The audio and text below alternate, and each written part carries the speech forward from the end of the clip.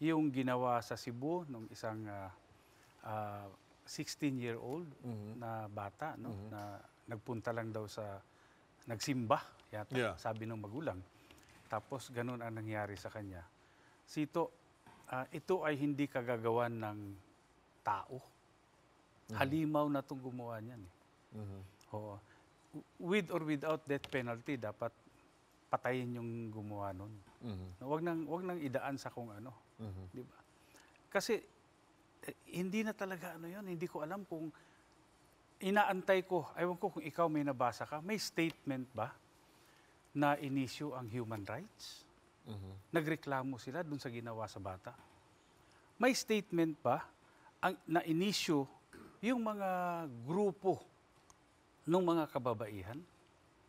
Alam mo, pag may sinabi yung ating Pangulo, kahit na pabiro about women, nagre-react sila kaagad, may statement kaagad.